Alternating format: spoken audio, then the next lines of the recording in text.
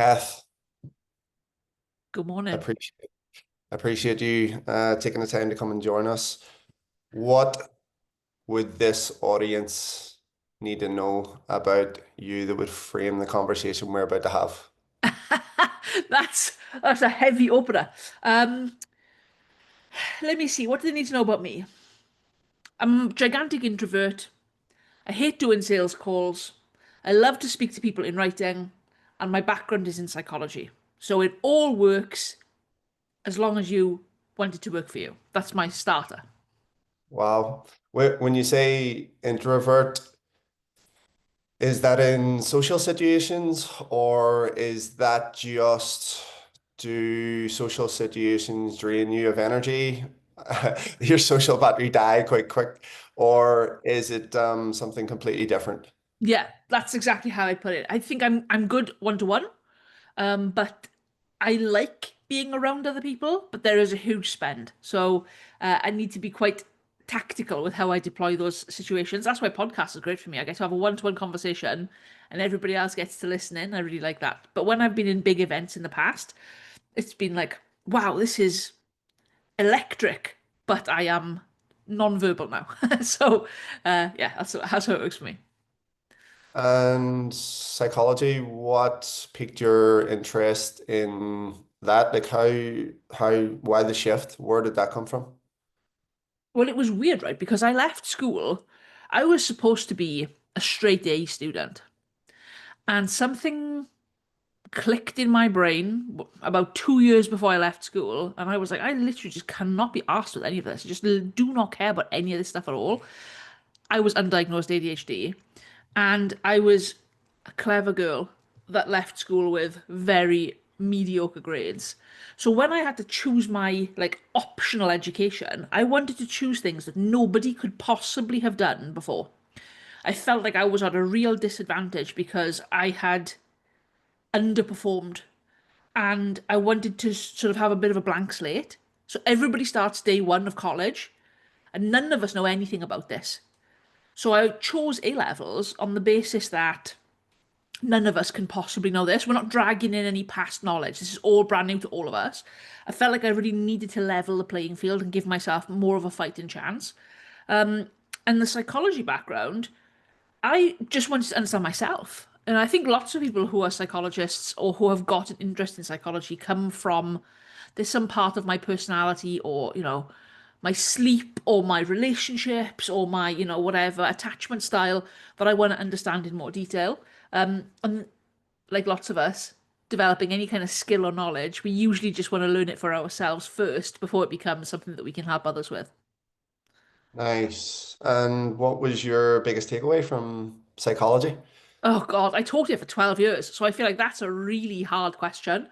Um, so I think probably the biggest takeaway for me was back in the day, I taught psychology for about 10 or 12 years, right? And I Uh-huh. would do these parents' evenings. Basically, it was a sales pitch where Right. your course would get cancelled if you didn't have enough bums on seats. So you had to sell the course to the students coming through. So I knew I needed to have a good relationship with them. This is exactly like sales in anything. I needed to have a good relationship with them, and I needed to convince them that this is going to be useful for them straight away. But I didn't teach younger kids. I only met them in the parents' evening, so I had to build rapport super fast. And the pitch was, this is so funny to look back on. I'd say, so when does psychology help you in your life? And I'd be like, if you want a job where you deal with humans or animals and you want to help them, psychology will help. And I guess it'll help with sales. I saw marketing and sales and helping people as completely separate things. And for the longest time, Michael, I that was a problem. Because when I then had my own business and I was trying to sell something, I didn't see it necessarily as a helping behavior. I felt like I was trying to get something off someone. And as soon as I could marry up, sales is just helping someone to make a change in their life, and marketing is just letting them know how you do that. That shifted everything for me. But for the longest time, that was a snag, and I was like, oh, sales is dirty. I feel weird about asking for money. I feel like I hated sales calls because of that. And then I realized I'm just thinking about this the wrong way. This we are helping people. We're helping people with really important stuff. Just don't be a dick Yeah, about it. yeah, I had a similar, albeit probably didn't come to the conclusion in the same way that you did, but I had quite a similar experience where I grew up in one of the worst affected areas of the Troubles in Northern Ireland. And so the association that I had was when I take money off someone for a service, I win, they lose, Yeah. which is quite an odd thing to think about. And so whenever I first started out in the fitness industry and as a coach, I wanted my clients to win.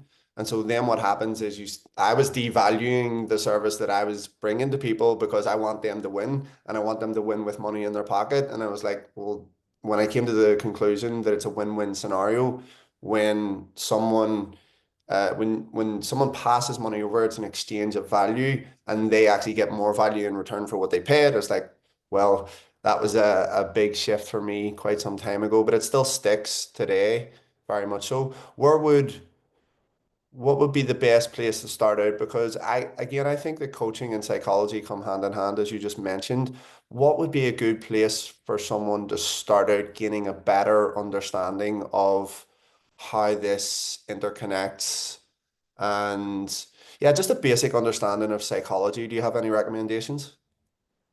There's a million and one places you could learn this online. I mean, my education is formal. I did A levels and my degree and stuff, but like if this is something that you have a passing interest in, I think the first thing I would warn someone about is that the version of psychology you get on Instagram is often not actual psychology. It's, you know, marketable psychology that is shareable.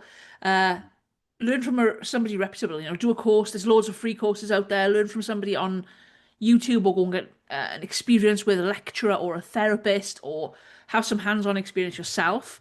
But be cautious about anything that's short form around a complex topic. And I think that's true of coaching as well. It's all well and good to have a bite-sized version of an idea, but when that idea is complex and nuanced and subtle and involves humans, you're probably missing quite a lot of the important details of it. What you said there about I win and they lose is so insightful. And that is, I'm realizing I had that belief as well. And one of the things that helped me to shift away from that idea, and funny enough, we were talking about Ian Stanley before the call started, was this belief that the only valuable way to get paid is in money. But actually, there's loads of currencies that you're paid in effort and relationships and time and ease. Coaches make things so much easier. So it's not the win-win isn't always a finite amount of money. It's that there are other ways that we can trade. And I think that's a really cool idea. Yeah, for sure. So, Kath, you then somewhere down the line have moved into copywriting. Can you? I have my own sort of definition of copywriting. I call it persuasion in print. What do you think the main and the key differences are for someone who doesn't know, well, what is copywriting versus what is just story-based writing? How do we tell the difference between the two? And what are the sort of key characteristics between both? That's a great question because often copy will have elements of story. So I can see why people might be confused about that. I think referring to it as something that persuades is absolutely accurate. Um, and this sometimes you might think about copy as something that's written down, but that's not always the case. Copy could be a speech you give or a political speech even that stirs up, you know, allegiances and emotion and gets somebody on board. And essentially, copy's job is to evoke an emotion so that someone will take a behavior, in my opinion. And I think persuasion in print is actually a great summary for it. And we are all using copy all of the time. Let me give you an example. Um, you're on the couch, Saturday night, husband and wife, and one of you wants to watch a film and your partner wants to watch a different film. And you're making your pitch to persuade them on why you should be watching your film. And it's got so and so in, and it's only 90 minutes long. We can finish this before bed. Your film is so long, it's going to take 2 days. This was recommended to me by a friend. This was, look at this Rotten Tomatoes review. It's got credible results across the board. Everything that you've just done there, naturally, as a human instinct, that's copy. That's just persuasion. So we all have this skill and we probably deploy it on a daily basis. It's a really important social skill that everybody has developed. And something happens when you come to sit down and write it down physically. You think, oh, I don't know how to do this anymore. But you do this all the time. It's just a case of seeing and recognizing what you do as like maybe a more structured and formal way of making the most persuasive argument possible. But this is a skill everybody has got on some level. When did you first get into copywriting? What piqued your interest in it? I this is an interesting story because I didn't go from teaching into copy. I was teaching for 12 years or something. Then I got made redundant. And for a period of time, I was a personal trainer, I was a gym owner, I had an online coaching business for a little while. And I realized that I was a fully booked in-person PT with a thriving business and a great client base, super cool people who I loved working with. And when I moved my business online, I thought I'd just bring the same sort of people over. So I would talk to people the same sort of way I talked to them in the gym, and then they would find me. But that didn't work. And I was like, well, what am I doing wrong? And then I started reading about, niche and, all of the sorts of ways that you might get someone to even notice that you're online. And I thought, shit, I've got absolutely none of the skills I need to do this job remotely. And it was urgent, Michael, because I had had flu that year and I got so ill. And for 2 weeks I lay in bed and I was like, oh my God, I can't make any money. If I'm not on the gym floor, how am I going to pay my mortgage? I'm eating into my savings. I was stressing. So copy was only ever intended to be, how can I get more cool people like that to work with me online in maybe a more leveraged way so that I'm not stressing if I get ill or if I break my leg or if I can't do deadlifts for some reason. And that's how it started. Realizing there is a weird disconnect because I'm packed in person and online I'm not getting any interest at all. Like, what am I doing wrong? So that's how I started researching about niches and offers and price points and positioning and persuasion and copy and headlines and all that stuff. But it was never intended to be a service I offered anybody else. It was only ever supposed to make me feel safe enough. I'm like, if something goes wrong and I have to take a holiday or whatever, I don't lose my income. That's all it was ever supposed to be. Yeah, I always say to people, most businesses are born out of frustration. And by the, Necessity, right? I mean, total transparency, I was fully expecting you to come out with, I seen the psychology in persuasion and print, and that's what the shift made. But then lo and behold, actually, no, I was just frustrated because shit was going sideways and I had to fix it. That's amazing. You mentioned earlier structure, or at least in and around the topic of structure. Do you have a set way to write copy? Because just for the listener, there's certain, like attention, interest, desire, action. I use objection, claim, benefit, proof quite often. Do you have a set structure for how you write copy, or do you just look at the problem that you're trying to solve and go based on that? The honest answer is that I don't really use a formal structure. When you're starting out, you definitely do. There's a whole bunch of them, pass, AIDA, whole bunch of ways that you can go problem solution type copy. What type of person is it? What problem did they tell me they had? What solution did I give them? What happened? That sort of structure does exist for sure, and there's loads of ways. If you ask 10 copywriters, you'd have 10 answers. The only consistent, truthful structure that we use is that however deep we take them in the beginning, so if we talk about a really big problem, we have to go at least as high and higher by the time whatever we're writing is finished. So if we're talking about a small problem, I can give them a small benefit. If I'm talking about a really big problem, I have to give them a really big opportunity by the end of it. For Kind Copy and me, we never twist a knife, which is the exact opposite of what everybody else teaches. I believe that it's important that you lead with hope and power. Otherwise, you end up with a bunch of clients who melt your head, you don't want to deal with. They're so focused on their pain and their problems, they can't take any action. And that traditional style of copywriting doesn't work in coaching particularly well because they have got to be involved in the process. You can't just take this off them and sell them some pills. And they're like, sweet, now I knew what my problem was, and I've got my magic pills and I'm set. In coaching, they've got to be actively involved in the process. So you can't just dump them in the shit and let them stay there. You've got to lift them up so that they can actually take some action. And if you're new into coaching and you're learning about copywriting for the first time, you will hear find the pain point, twist the knife, but be cautious because that was written for markets where they were selling pills, they were selling short-term product solutions. They weren't selling coaching where someone has to be really actively involved in the process and where they trust their coach to keep them right.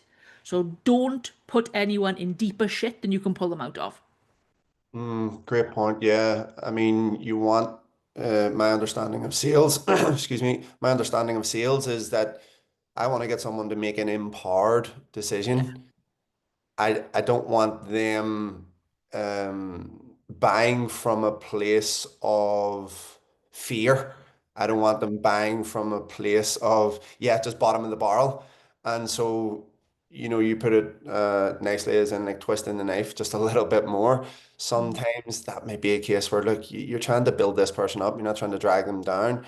And I suppose it's fear-based selling in a sense where you're trying to highlight all of the worst possible what if scenarios that if you don't move forward, but instead of focusing on, and this is what I'm hearing you saying, instead of focusing on everything that could and will potentially go bad, let's focus on what could go well. Sure, you have to address some sort of issue that's going on with someone, but if you're digging a little bit deeper, you might find the bottom of the bottom of the pit where might not help the individual move forward. 1,000,000%. There has got to be pain to solve the pain, but you don't have to magnify it and scare them. Because if you think about it, right? Let's say I sent you a DM now, and you're like, I'm like, Michael, I'd like to lose some weight, and I'd like you to help me to do that. You're like, cool. If you don't do this today, you're probably gonna have a heart attack. And also, the reason why you're so fat is because you're probably ignoring a bunch of other shit in your life. So there's going to be miles bigger problems down the road. So I'm glad you messaged me today because I'm the guy that's going to fucking solve this for you. And I'm like, oh God, I only wanted to talk about losing like a couple of stone, and now you're talking to me about like divorcing my husband and going off grid or something. And I think, oh God, I wasn't prepared to slay a dragon that's quite as big as that. That's a huge mistake, and coaches do it all the time, and then they wonder why their clients see them as saviors. That's why, because you're putting yourself in a position to solve a bigger problem than they feel able to cope with. You have got to keep them in control of the problem, otherwise, they will hand it off to you. You're not creating empowered, independent people there. It's like that's someone who's going to be texting you at 2 a.m. on a Saturday asking you, can they have a takeaway this weekend? I'm positive that you would study copy online. What are some of the ground level? What are some of the big mistakes that you see coaches make when trying to persuade in print, on social media, via email, and just on generally on all of the platforms? Like, what are the big things that you say no to, which would, I suppose, repel people? We talked about this via DM the other day, and I said, well, we're going to call this episodes Words That Sell, Words That Repel. Not just the words, but what, in a general sense, like what is the overall theme that would repel people from reading someone's copy, from taking interest, from taking some sort of action based on the copy? Like, what are some of the best practices and worst practices that you would see, Kath? Okay, cool. Good question. First of all, repelling someone is not a bad thing. I think almost, I would say maybe even 80% of the time that you're writing, you're trying to repel people. So that Wow, that means much. Yeah, as often as that. So the vast majority of what you would want to lead with, particularly to a new audience, so if this is an ad or social media or even a podcast, anywhere where somebody new can discover you, you lead with the thing that allows someone to select out. Let me give you an example. Imagine you're on a dating app and you're scanning through and you're looking for things on there that make you think, fucking red flag. No, no, no, no, no. Right? You are disqualifying people first. That's always, always, always. That's how every relationship works. You are always disqualifying people first. So you want to lead with your genuine opinions, but those that are most objectionable, right? And that's on purpose, that's tactical. So, for example, one of the things I talk about in public is you can't have a sales call with me. If you need to have a sales call, you're simply not convinced on what I do, you need to spend more time consuming my written content because I'm obviously better in writing than I am in speaking. Just wait. I'm not going to have a call with you. Don't fucking voice note me. We're not going to go back and forth about it. I'm not going to persuade you to work with me at all. I'm going to show you the work I'm doing and you're going to select in. When you're at the point where you are frothing, biting my hand off, then I'll send you a link, right?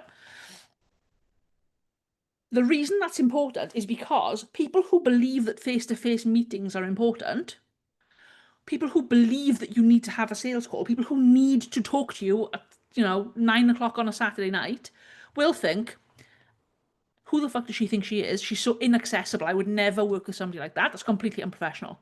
Good. Good. You have every right to work with whoever you want.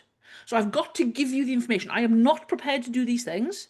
I don't want to build a business around those things. And if you really value them, you must not even consider me. Remove. Take me out of the running. So step one, 80% of the time, you want to be telling people things about the way you work, the things you believe, the way you operate, the results that you get, so that they will be repelled. That's the primary point. That means everybody who's left are people who know all those things about you. They see you on your worst day, on your most selective criteria, and they're like, okay, I'm still in. I'd still consider this. There's possibly a second date here. And then from there, that's the more nurture building stuff. That's the stories on social media. That's the emails you send. Those are the communities, maybe the free groups you build. Those are the webinars you hold, where people have got a chance to go back and forth with you and think, okay, I didn't rule you out. And now that I'm hearing you talk, I'm actually quite into it. So that's the second date. That's the persuasion piece. And it doesn't mean, I'm going to take this off you and I'm going to achieve this for you and you're going to lose this much weight and you're going to make this much money. It's literally, I like the way you do things. I like what you're all about. I like your vibe. Okay. And vibe sounds vague, but remember, we've already done the specifics. I Hmm. cost this much. There's no sales calls. I'm not listening to your voice notes. I'm going to tell you all of the stuff up front that every other mentor tells you to hold back and don't talk about until the sales call. I'm going to tell you that day one because I don't even want you considering me if that's important to you because it's really important to me that I don't do that. After that, you can lead with these are the values that we've got. These are the things I really care about. These are the things I'm going to spend my time doing. These are the things I'm going to fucking run through walls for you. I love this stuff and I'm brilliant at this stuff. And if you're still in, then the sale is easy because you're only speaking to an audience of people who haven't self selected. Hmm. And I think often that happens in reverse.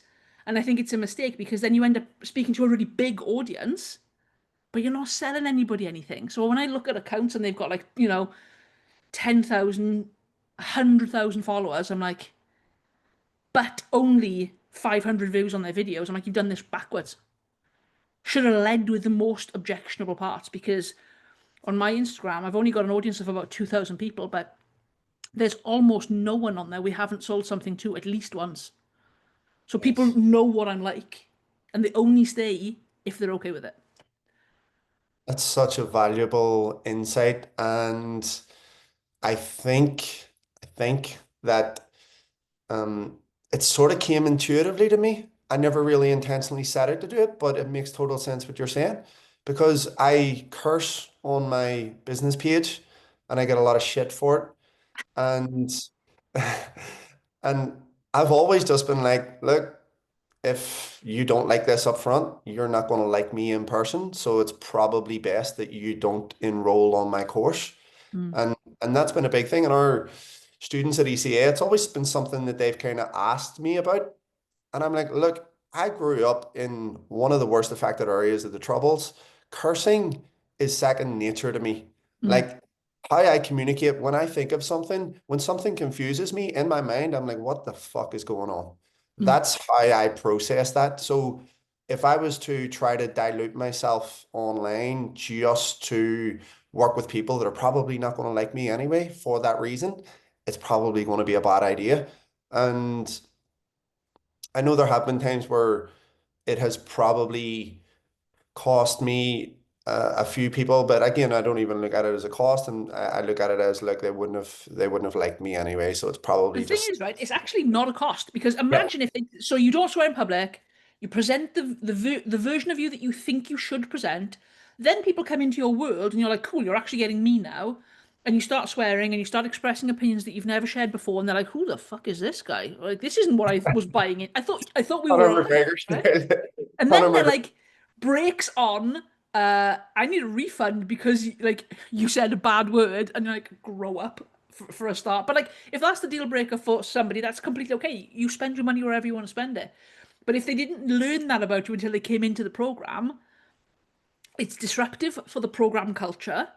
It makes it really hard to deliver something meaningful for you that's sustainable and lights you up to deliver and for them to receive, and it makes your marketing feel completely disconnected from who they're getting inside the program. So you and lots of people do it this way. You can run the marketing like that, but then you end up thinking, God, why does this feel so uphill all the time? Why is this so hard? It's because you're dampening, you're trying to quieten down the versions of yourself that are most true. Lead with the stuff that's most true. And I'm not saying be controversial for the sake of being controversial, but say the stuff that you really truly think. The stuff that you're not prepared to compromise on, I think is probably the best way of putting it. What are the deal breakers? Lead with them. And then let people self-select. Not everybody will choose you. That's the whole point. Took a Wow. long time for me to get that. I felt like there was a lot of I felt quite sensitive to rejection around that. But the more I started leaning into it, the better fits I got, the more I felt people bought into me and trusted my process so easily. And obviously I don't do sales calls, so that was really important. It sped up. I don't actually know if it did speed up the process. That may not be true. But and I wasn't part of the process until much later in somebody else's process. So they didn't start talking to me about buying from me until they were pretty much ready to buy from me. So that made things feel a lot easier for me. You taught psychology, and straight away, I sense that people hearing this have an opinion that they think will get them cancelled, and so they withhold. Can you speak to social situations where people, I mean, in terms of evolutionary psychology, people don't want to be alienated from the crowd. And one of the things that I always remember people saying, you spend the whole of your childhood trying to fit in, and then as an adult trying to stand out. Do you think that's just embedded into us as adults, where we're like, no, like, do not stand out, stay small, stay safe, stay in the crowd. Do you think that that's the main driver behind people's action or lack of when it comes to, I suppose, not just repelling people, but truly just not diluting themselves? Yeah. And also, so I think it's partly that you're afraid of the rejection. I also think partly it's that we as an industry consume so much of each other's opinions that it's almost impossible for someone to tell you this is something that I actually believe and this is something that I actually disagree with. I think we are all consuming the same, at most, dozen mentors, dozen podcasts, reading the same fucking books. It all sounds exactly the same. And so when it's insular like that, you don't rock the boat because you don't express a different opinion, but you also can't stand out. So I think one of the genuine disconnects is that because coaches often are selling, you know, basically biology, they think, well, I'll just stick to the facts. This is factual. I'm like, yeah, but there's nothing to sell. So they've got to buy into you and you've got to have an opinion. I would also, for a third answer, I think potentially there is a massive overestimation in how important you are if you think you could be cancelled. From what? Who's going to cancel you? From what? Like you've got fuck all platform. You're not that important. So you can pretty much what genuine opinion this is a good exercise for everyone listening to this. Here are the rules. It's got to be your own genuine opinion, right? You do have to actually believe it. Out loud, say the most controversial belief that you actually hold that you think could get you cancelled. Say the thing. Like, what beliefs do you hold that are that objectionable in the first place? Like, really speaking, there's not that many taboo things Yeah. that you actually believe anyway. So what are you going to get cancelled over? Fucking periodization. Nobody cares that much. It's like no one's going to cancel you for a calorie deficit. Like, what do you actually believe that feels like a genuine risk that you could say? And I think we're so toned down and so cautious about expressing opinions that we never think, okay, what's the most shocking thing I could say that I actually believe? And when you really come to it, you probably don't believe anything that somebody wouldn't agree with. Yeah, I love this conversation, Kath. I truly do. I actually asked this. So, two friends and I, we were doing a bit of a road trip just to some of the facilities that we've helped open in Ireland and, just different locations. And I asked both of them in the car, what's the one opinion you have that would get you cancelled? Now, obviously, Nice. you're right. I mean, who's going to cancel you? It's like, it's my fucking platform. I'll do what I want with it. And oh, it's so funny the uncomfortable conversation that took place after. I was laughing. I mean, I'm just like, hey, whatever. It's each to their own. But so last week I got invited to speak at a men's mental health event, which was epic. I loved it, and I learned a lot just from being in the room. And there was a panel on before me, and there was two guys on the panel, and they had done a lot of self work, I suppose the term that was used. And some of them, they had gone through therapy, counseling. Some of them had done like ayahuasca ceremonies and all of these things. And they were like, oh, well, I cry at least once every 2 weeks and everything else. And I sat there and I listened to it. And while I appreciated the effort that these guys had gone to, because again, everyone has their different experiences and how they sort of navigate the world. And then I was like, fuck, I think I'm in the wrong room here. And then I was like, no, do you know what? I got up and I was just like, I'm not gonna lie to you guys. Everything that was said prior, while I appreciate what these guys do, it's just not my fucking vibe. Like I am on the opposite end of the scale of everything that was just said. There is nothing in my body that wants to do any kind of ceremony, wants to cry, or anything like that whatsoever. And in the past, and I had actually thought about this here, and I wish I had brought it up at the time. In the past, I used to say, "What the fuck is wrong with me?" Because my wife, she would have, would have been times where like shit has gone sideways in the businesses and everything else, and my response is just, "Okay, good, next." And Yeah. Yeah, yeah. she was like, "You need to see someone about it because that's not a human response. That's like a fucking robotic response." And I was like, "Well, I mean, it's just my response. It's just quite a stoic way to deal with things. Now, obviously, business and life, like when life throws major curveballs, death being one of the ones, I mean, there's more of an emotional response to those, but the most things in life, I tend not to take it really that seriously. And so, again, I don't know if I don't know if it's good, I don't know if it's bad. My tendency is to think it just is, and how that person responds, how I respond to situations in life like that, it's okay to have both ends of the scale. Like I don't feel the need to want to cry. listen, right? That's 100% valid, and so is theirs. Yep. This is what I was talking about with lead with the thing that allows people to self-select. So when you Mm. listen to them talking about crying every other week, you didn't think, what a pair of dopes. You were like, cool, that's just not me. Yep. If that works for you, sound. So that's important. They've done exactly the right thing because what that's allowed them to do is some of the crowd will go, fuck, that sounds awesome. I think I need to embrace maybe more of this emotional awareness. And you've gone, Mm. fuck, that's awesome. Because now I know that I'm not going to put too much alignment on anything else you've said. And I've allowed myself to self select. They have repelled you. That's exactly the point. So now, if you go in and you're like, the Jocko Willink, good, like extreme ownership, I'm just going to move on to the next thing. There are going to be members of your audience that align with that, the stoicism, and there are going to be members of the crowd you were in that will align more with those guys. Mm. None of it's wrong.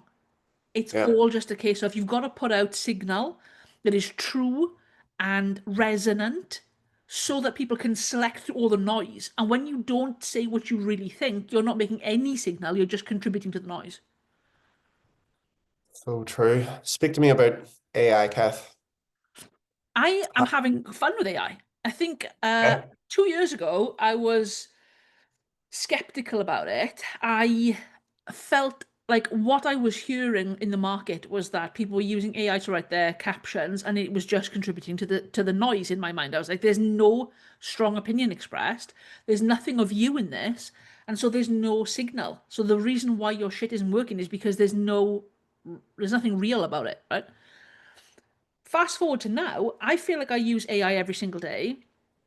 I don't really use it for creation, but I use it. I'm an avid note taker, like an obsessive note taker. Probably doesn't surprise you. So every day I'll write like an ongoing journal, like a thorough journal of my day. And every Saturday morning I feed it to the AI and I'm like, tell me what patterns you see. Tell me what keeps coming up. What do I keep complaining about? Where, so this was a quality question, right? I've been doing this since March. It's now the tail end of June. I have got a decent amount of data now, and I put it all in a TXT file and I feed it to the AI every week. The question I asked it most recently that was absolutely slayed was, I want you to act as a scriptwriter. This is a script I wrote for a film. I want you to imagine what the next act could be so that we finish the film on a happy, productive, wealthy, whatever like you're optimizing for, note, write the next section of this for me. So I was like, I had clarity on when I was most productive. I had clarity on when I was happiest. What relationships do I need to spend more time cultivating? What parts of my business do I love and need to lean into and maybe kill off other parts? It was so effective. One of the other uses that is entirely personal use is that I've got an aging mother who will be 80 next month and has a year ago had two heart attacks. We've got a family group chat where if any of us interact with her during the day, we just put a little bit of a update in there. Mum's in good spirits, got her laundry. It really is like the most pedestrian shopping list of things, right? I export that chat once a month and give it to ChatGPT. And I say, I want to have a time-stamped medical grade update on all of the things that have been going on with her. I want you to talk about her medication. I want you to talk about her mood. I want you to talk about her mobility. I want you to help us to determine what is the speed of decline in my mother's health. When do we need to intervene with a doctor? Like she was confused recently, and I was like, is she more confused than usual, or are we just emotional and looking for? Are we over-reporting the negative? Right? Gave it all to ChatGPT, and I said, I want you to determine if we're actually in decline here, and if we need a medical intervention, or if we're just tired and talking ourselves into a negativity spiral because there's four of us. Um, what do you think? And it just like it gave me timestamps. I've got this as a running list in my phone.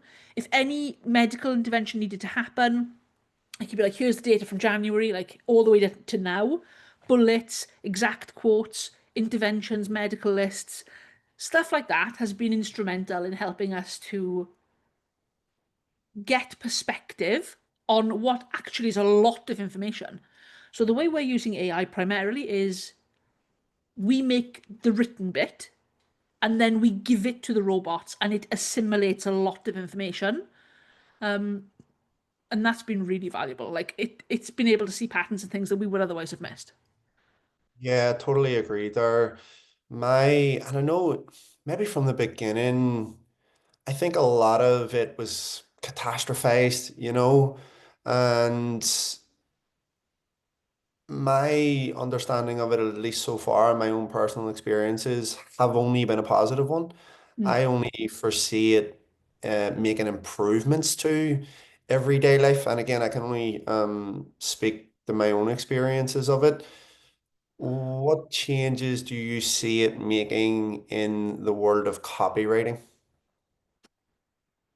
I think probably one of the best tools in copy application for copywriters is as a research tool. Um, Back in the day, you get a new client and you have to go and research a new product. You're spending a day on Reddit reading forums, reading obscure like niche forums, reading Amazon reviews. Like there's so much work that goes into the prep stage of writing for a new client. Now, obviously, if you're using this, if you're writing your own copy just for your own business, this probably isn't something that you need to be concerned with. But that was actually the reason why I specialized in fitness copy in the first place, is because I'd done so much research for other niches. I was like, fuck, this is taking ages. Why don't I just stick to one niche and then I know all the stuff and I'm going to start from scratch? So for copywriters, it means that you can hop from vertical to vertical. Like you could write for e-com or fitness or health or one I've been working on recently is optical health. So like for opticians and ophthalmologists and like eyeball health, medical health in the eye. That was something that would have taken me weeks to like that's brand new information. So I'm going to the library, I'm getting textbooks, I'm reading journal articles, podcasts. Now I can just feed it all to an AI and say, give me the headlines on the most. What do I need to know about this? If I'm going to write a campaign or if I'm going to write an ad, a series of ads for this, or if I'm going to write a sales page for this, pull all the pain points from this marketing. Another thing that's really useful in my business is I'm not great with systems and processes. I'm a creative person, and so anything that requires like step, step, step, I'm not great at that. It's the ADHD. So I run all of my client comms through Discord, and I'm like, I don't know if this onboarding process is working okay. So I just copy and pasted the whole fucking 100 days of the chat, and I gave it to the robot, and I was like, what questions keep coming up? How can I improve my onboarding process? What videos should I be making so that I don't have to keep answering the same questions over and over again? Give me some guidance on how I can use this client generate. Like I'm not feeding in anything, I'm just copy and pasting. And I had such clear like this. I'm like, sweet, now I've got a checklist I can work through. That helped a lot. Yeah, great. I basically just recorded the entirety of the ECA certification. It's all on YouTube, and took the transcript and ran it through ChatGPT and asked for lesson plans for the entirety of the course, and boom, boom, boom, the whole way through. It would have took me months to do. Would have took me months. What was the most obscure niche that you ever wrote for? Oh my God. I wrote for a Canadian finance blog fucking back in the day. I'm so scared of my finances. I just give all of that to James Gibson. I'm not touching any of that. I Um, shouted, what a legend. Big shout out to James. And I have never been to Canada. So I don't know how I ended up in that job. I wrote for a company in the UK that was involved in the building and installation of garden pagodas. That like that is that the one that closes the roof? Is that a pagoda? I wrote for that for a while. Didn't love that. And I let me think what else has been. I wrote for a Thai stuntman for a while. That was fun. He was the guy who was in Ong Bak. You know, the slap the Yeah, yeah. elephant, Oh, run up his yeah. spit. Yeah, I did. That's a That's the guy. busy film. Let me think. More obscure. Oh yeah, I wrote for. This was so weird. I wrote for the Australian Defence League, which was like the Australian police, recommending equipment and specifically watches for the different like police area, like districts in Australia. That was so fucking obscure. So really odd stuff. So when I say like this would have helped a ton in the research phase, you could be hopping from one of these projects to the next until in the end I was like, why don't I just stick with what I want to write for my own business, which would make much more sense. And that's what I did. So starting from scratch, as you can imagine, on pagodas or garden furniture, you're like, fuck, so much research that goes into this. And it's so boring to write for like a screw company or a bolt company or something. So now I need to make this sound interesting and sexy, and so that's a real act of creativity to do those things. So I narrowed my focus considerably to something that I actually knew something about, and then it became a lot easier. I wrote for a carnivore blog for a while about regenerative farming practices. That was actually really interesting. The research done on like the calories in an entire cow, really interesting. Wow. That is a vast amount of knowledge and studying that was done there. I mean, If that's you quite if you're ADHD though, it's so good because you're like something new and interesting to rabbit hole, and you can assimilate a lot of information about something really obscure in a short amount of time. I quite liked the variety, you know. are there certain words and lines in copy that are just a big no-no? Specific words are probably less important than you might think. Okay. Actually, this is quite hard to admit as a copywriter, but the words themselves are actually not that important. What Okay. matters more than you imagine, like hugely, is the ecosystem that the copy exists in. So, what else have they consumed from you? What is the general perception of you as a person? Um, the stuff they've consumed before they've consumed this. So, like the context of your message and the positioning of the message. So, there's the language and the general emotion of the message is contained in all of those other containers. And that stuff has way more weight than specific words, you know? Yeah, no, I get that. What about grammar? Uh, um, Listen, I wasn't the most academic in school. I hated school, and albeit I think I'm okay at copyright. I think I'm okay. I'll send you some stuff over and you can critique it. I think I'm okay. And does it matter massively when it comes to that stuff? I think like any sort of like word selection, spelling, grammar matters to the point that if it is getting in the way of me consuming your message, or it is making me draw a conclusion about you. So sometimes I'll read something and I'm like, that you've literally just used the wrong word here. Or Mm, you've misspelled something and you've missed it. It doesn't matter in the context of the copy, but it does matter in the context of I might draw a conclusion that you lack attention to detail, or you are, if you're going to help me with this topic and you don't even know how to use the right words around it, I might draw a conclusion that you're not the expert you think, perhaps. But, you know, other than that, my only takeaway is I'm highly pro Oxford comma. I don't know how much that lands with the audience that you've got, but I'm pro Oxford comma. Um, but yeah, it's very much a case of like if this is so badly written that I think you're stupid, you may struggle to sell to an educated audience. So, for example, I used to write for a guy who was a personal trainer and coach who targeted teachers. Now, I've written for a few guys like this, but that is a super educated audience who are paying they're basically marking everything you write because it's something they can't turn off. So, attention to spelling and grammar and detail in that audience was really important.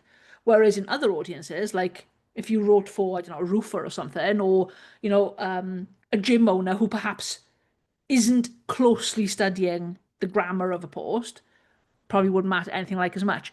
One of the most important things, this is one of the reasons why you can't just pick up other people's copy and put it in your business, is because it's not just who you are and the business that you've got, it's the audience that they're writing for and how they receive it. So it's not transferable. Like if you see something that works for somebody else's business, you can't just scoop it up and claim it because it's the whole relationship between the writer and the reader that does the persuading far more than the words. Does that make sense? yeah. Yeah, extremely, extremely insightful, Kath. At least it was for me anyway. But I unapologetically do these episodes for my own selfish Nice. um knowledge. Kath, if there was one question that I should have asked you up until this point but didn't, what would it be? That's a great question. I think probably the question that people should be asking about this in an age of AI is what what daily practices need to be in place for me to get my ideas across. And the humbling thing about writing for a living is that it forces you to confront how incomplete and how faulty your thinking actually is. So the Mm. act of writing, anything you admire in good writing, when you read Ian Stanley stuff or you like any copywriters who you think, oh, I fucking love the way they write and the way they explain things, what you're actually admiring isn't the words, it's the way they think. So the practice that needs to go into your everyday isn't necessarily writing, it's in articulating however you want. That could be on video, it could be in voice note, whatever. Something that you think you understand quite well. So I don't mean explain to me the Krebs cycle. It's like literally talk me through why you think this. Mm. And it becomes quite meta. It becomes, I want you to think about how you think, because that is now the valuable thing. It's not, information is abundant, it's not really worth anything. We've got AIs and automations and agents and shit that can do all of those things, plus Ozempic and, those sorts of like shortcuts, really. But the way you think about why you think the things you do Mhm. is an undeniable competitive advantage, and it is a level of thinking that most people don't ever do in their lives. Yeah, now that you say that, I think it was Alex Hormozy that I heard say this a while back.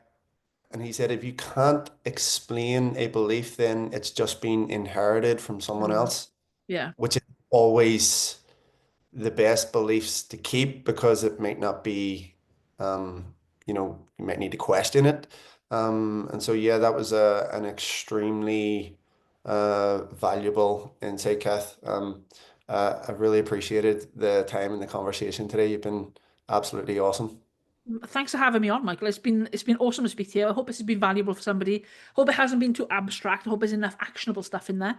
But thanks for having me on. Where can people find you and connect with you?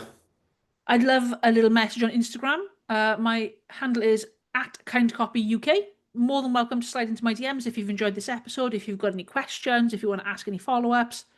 No pitch. That's not a trap. It really is me in my DMs. If you want to just talk to me about copy, I would love that. Amazing. Kath, thank you so much. Thanks for having me on, pal.